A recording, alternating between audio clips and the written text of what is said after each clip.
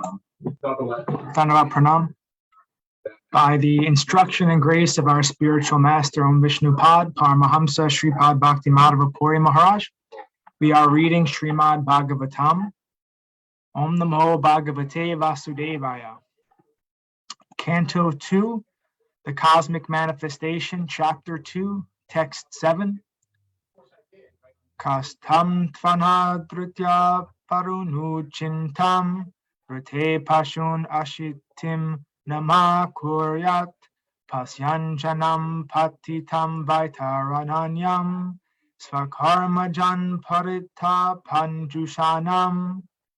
Who else but the gross materialists will neglect such transcendental thought and take to the non-permanent names only, seeing the mass of people fallen in the river of suffering as the consequence of accruing the result of their own work.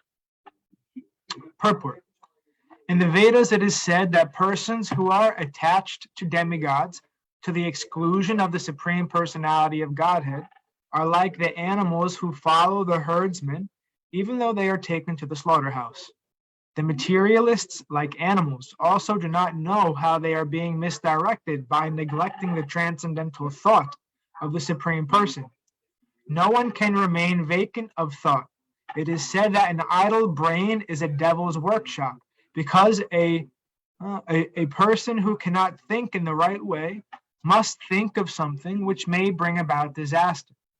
The materialists are always worshipping some minor demigods, although this is condemned in Bhagavad Gita, chapter 7, text 20. As long as a person is illusioned by material gains, he petitions the respective demigods to draw some particular benefit, which is, after all, illusory and non-permanent. The enlightened transcendentalist is not captivated by such illusory things. Therefore, he is always absorbed in the transcendental thought of the Supreme in different stages of realization, namely Brahman, Paramatma, and Bhagavan. In the previous verse, it is suggested that one should think of the Supersoul, which is one step higher than the impersonal thought of Brahman, as it was suggested in the case of contemplating the Virat Rup of the personality of Godhead. Intelligent persons who can properly see may look into the general conditions of the living entities who are wandering in the cycle of 8,400,000 species of life, as well as in different classes of human beings. It is said that there is even an everlasting belt of water called the river Vaitarani in the entrance of the plutonic planet of Yamaraj, who punishes sinners in different manners. After being subjected to such sufferings, a sinner is awarded particular species of life according to his deeds in the past.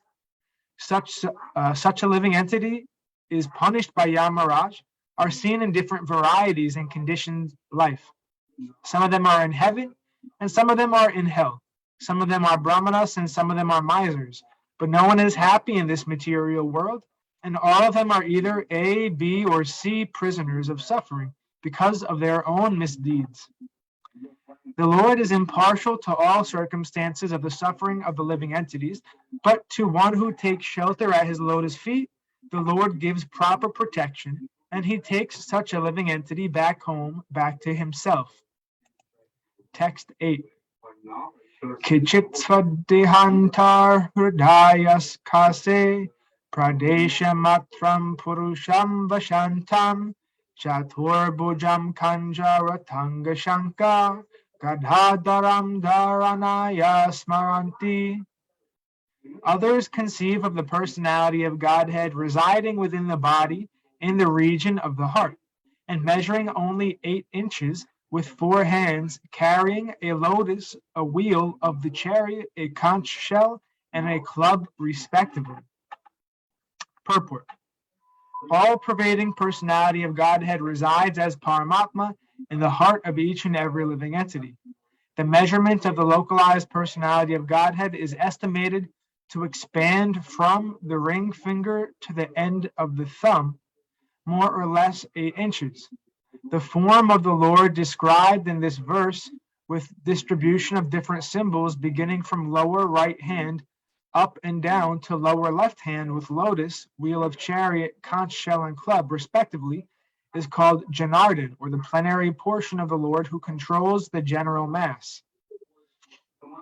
There are many other forms of the Lord with various situations of symbols of lotus, conch shell, etc., and they are differently known as Purushottam, Achyuta, Narasingha, Trivikram, Rishikesh, Keshava, Madhava, Aniruddha, Pradyumna, Sankarsana, Sridhar, Vasudev, Damodar, Janardhan, Narayana, Hari, Padmanabha, Vamana, Madhusudan, Govinda, Krishna, Vishnumurti, Adhoksaja, and Upendra. These 24 forms of localized personality of Godhead are worshipped in different parts of the planetary system, and in each system there is an incarnation of the Lord having a different Vaikuntha planet in the spiritual sky, which is called the Paravyoma. There are many other hundreds and scores of different forms of the Lord, and each and every one of them has a particular planet in the spiritual sky, of which is this material sky is only a fragmental offshoot.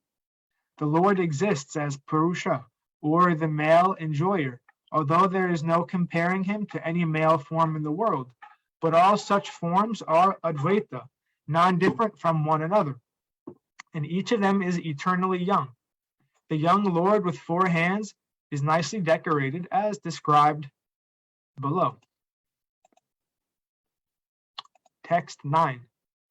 Prashanna Vaktram Nalin Yatikshanam Kadamba Kinjalka Pishanga Vasham Lasan Maharatna Heran Mayangadam Sfuran Maharatna Kirita Kundalam. His mouth expresses his happiness, his eyes spread like the petals of a lotus, and his garments, yellowish like the saffron of a kadamba flower, are bedecked with valuable jewels.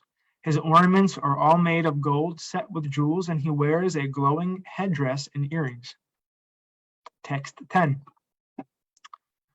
Unhidra Hritpakanja Karnikalaye Yogeshvara Tapita Pada Palavam Sri Lakshanam Kostubha Ratna Kandharam Amlana Lakshmyavana Malayachitam. His lotus feet are placed over the whorls of the lotus like hearts of great mystics.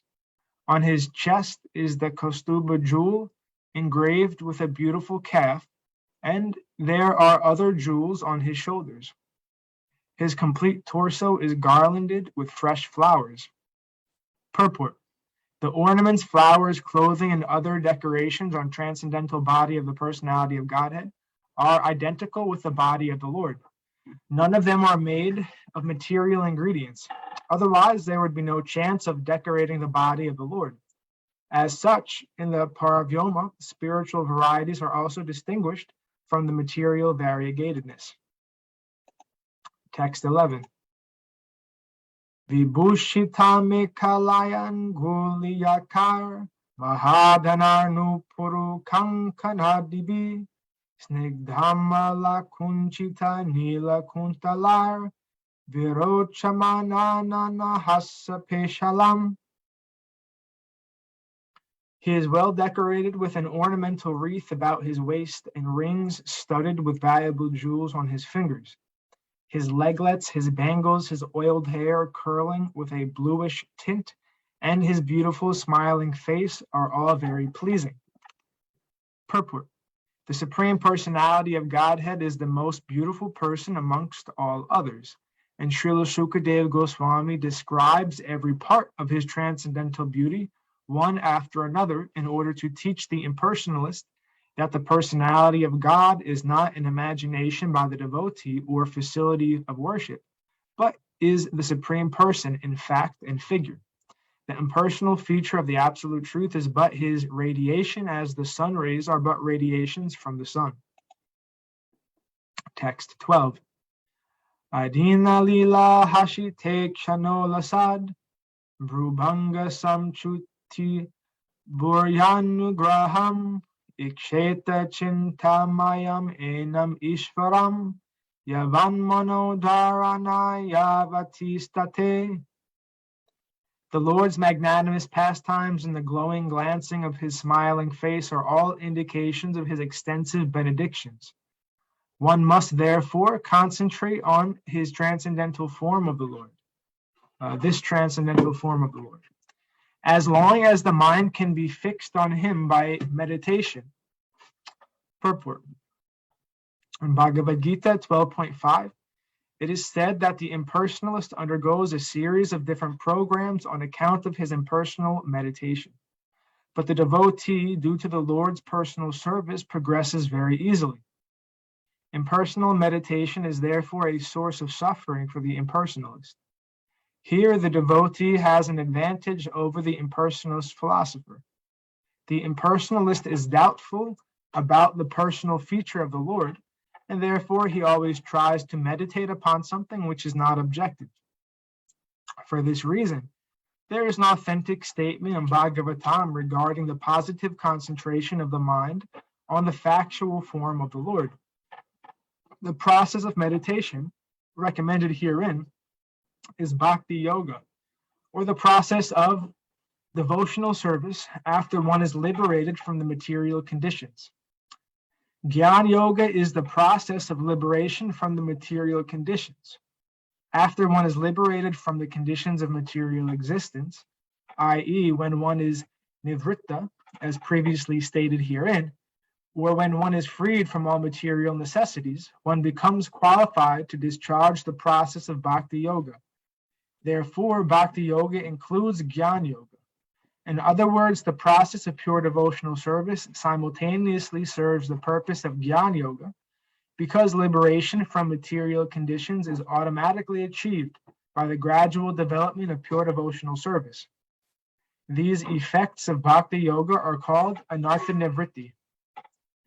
Things which are artificially acquired gradually disappear along with the progress of bhakti yoga.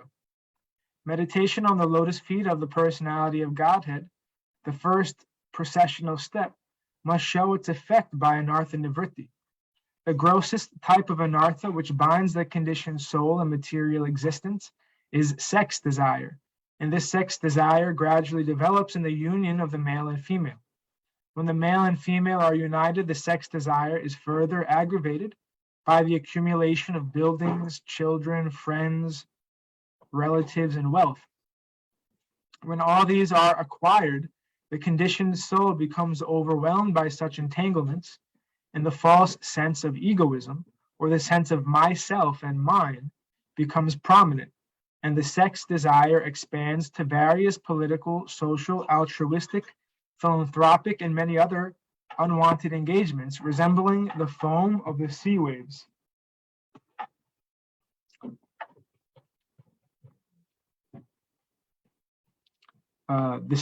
Which becomes very prominent at one time and at the next moment vanishes as quickly as a cloud in the sky.